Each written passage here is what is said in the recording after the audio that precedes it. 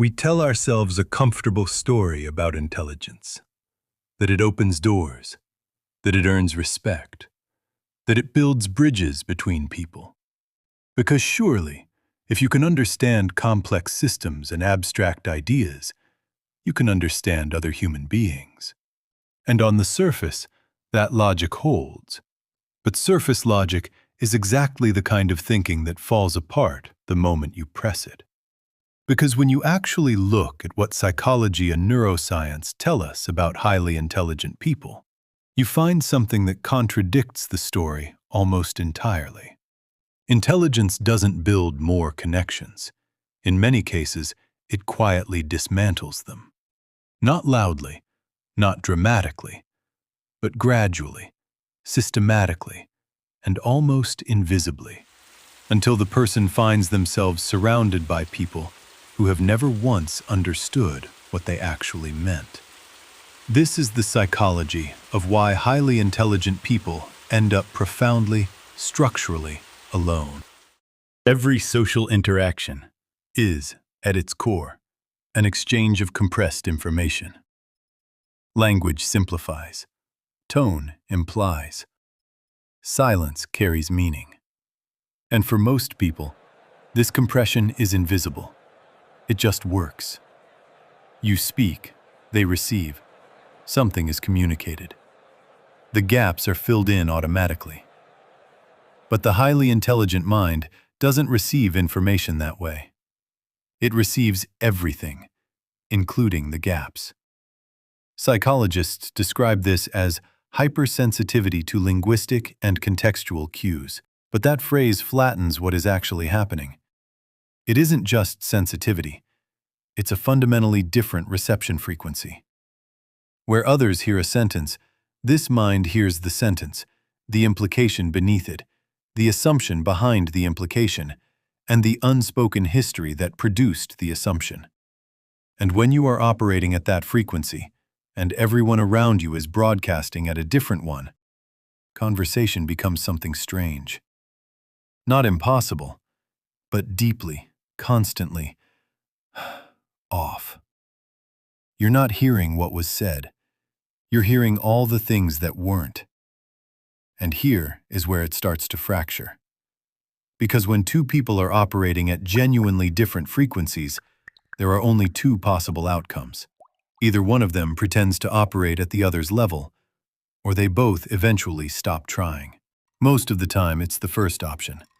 And most of the time, the intelligent person is the one doing the pretending. There is a phenomenon in psychology called code switching. It is the process of adjusting your language, your tone, your entire self-presentation based on the social context you occupy. And it is understood in many communities as a survival strategy, a necessary adaptation.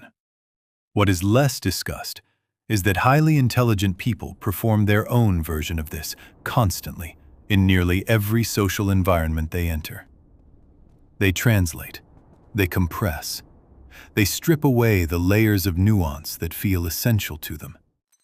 They reduce a thought that deserves 10 sentences into one that fits inside a conversation moving too quickly to accommodate depth. And it works. The conversation flows. The social friction disappears.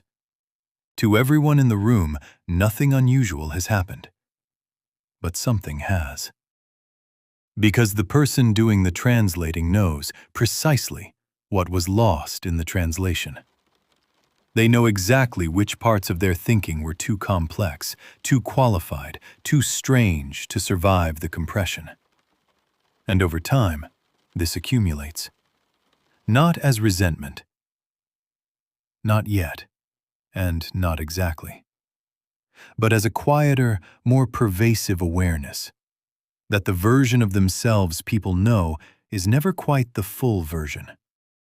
That the relationship being built is, in some structural sense, with an edited copy of who they actually are. Psychologists call this the authenticity gap. And for the highly intelligent person, it isn't occasional.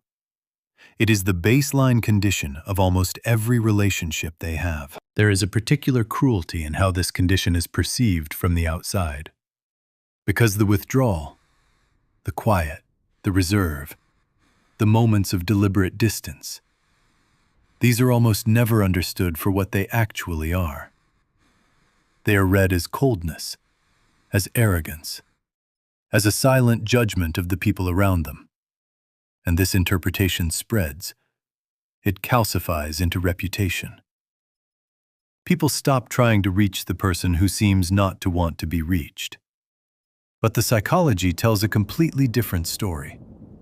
Research on social withdrawal in high-ability individuals consistently shows that the retreat is not driven by contempt. It is driven by exhaustion. The specific, accumulated exhaustion of running a constant translation process in every social space you enter. Of absorbing more than you are able to filter.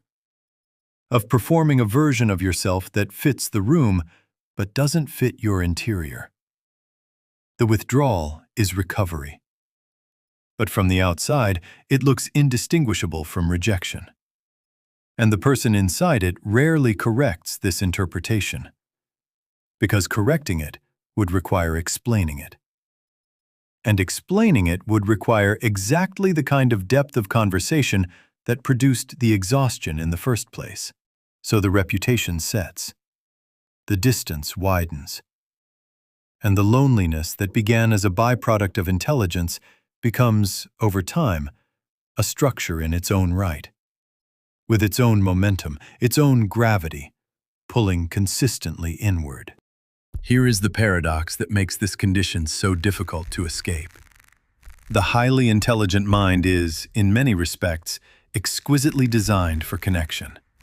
It reads people with extraordinary precision. It tracks emotional undercurrents, detects inconsistencies, constructs detailed models of other minds. It is, by any reasonable measure, highly equipped for the task of understanding other human beings. And yet, this same precision becomes the obstacle. Because understanding someone deeply and feeling understood by them are not the same thing. You can map the entire interior landscape of another person's mind and still have yours remain completely invisible to them. Deep perception does not guarantee deep reception. And when the asymmetry becomes visible, when the intelligent person realizes they know far more about the people around them than those people know about them, a very specific kind of loneliness sets in. Not the loneliness of isolation, but the loneliness of asymmetry, of being, in some fundamental sense, more present in relationships than the relationships are present in you. There is no correction here that resolves the underlying architecture. The frequency doesn't change. The translation cost doesn't disappear. The authenticity gap doesn't close simply because you've become aware of it. But there is something that can be done with this understanding. Not by expanding the search for connection outward, into larger social circles, more frequent interaction, broader exposure, but by narrowing it. By replacing the standard social model, which is designed for breadth, with something designed for depth. What the highly intelligent person needs is not more people. It is the right people. People who do not require translation. People whose frequency is close enough to make compression unnecessary. These relationships are not easy to find. They are not on a predictable timeline, and they cannot be manufactured. But they exist.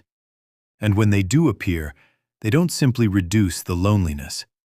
They eliminate its deepest layer, the one that has been quietly insisting that the frequency is so rare it might not exist in anyone else.